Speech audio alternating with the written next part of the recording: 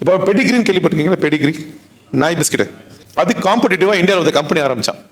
25 கோடி செலவு பண்ணி கம்பெனி ஆரம்பிச்சான். கிட்டத்தட்ட 5 கோடி செலவு பண்ணி இந்தியா ஃபுல்லா மார்க்கெட்டிங் பண்ணான். அடுத்த மாசம் ஃபர்ஸ்ட் மந்த் சேல்ஸ் பாத்தீங்கன்னா கிட்டத்தட்ட 5.5 கோடி ரூபாய்க்கு பிசினஸ் நடந்துச்சு. அடுத்த மாசம் சேல்ஸ் வந்து 4.5 கோடியே குறையுது. இவன் திருப்பி 5 கோடிக்கு விளம்பரத்தை என்ன பண்ணான்? இந்தியா ஃபுல்லா எல்லா லோக்கல் சேனல்ஸ்லயும், எல்லா சேனல்ஸ்லயும், நேஷனல் சேனல்ஸ்லயும் விட்டான். அதுக்கு அடுத்த மாசம் சேல்ஸ் பாத்தீங்கன்னா 3.25 கோடியா குறையுது.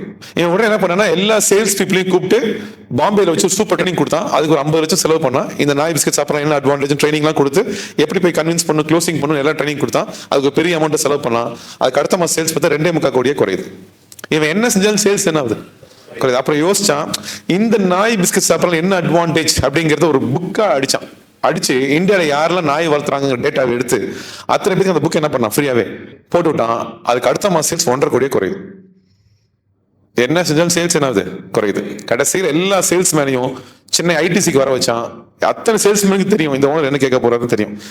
ஏன் சேல்ஸ் குறையுது, இதுக்கு மேல என்ன பண்ணிட்டோம் அப்படி கேட்டாங்க.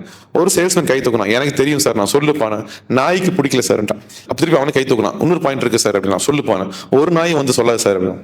ஆனா நாய் வந்து சொல்லாது, ஆனா மனுஷங்க 4 பேர் சொல்லிடுவாங்க.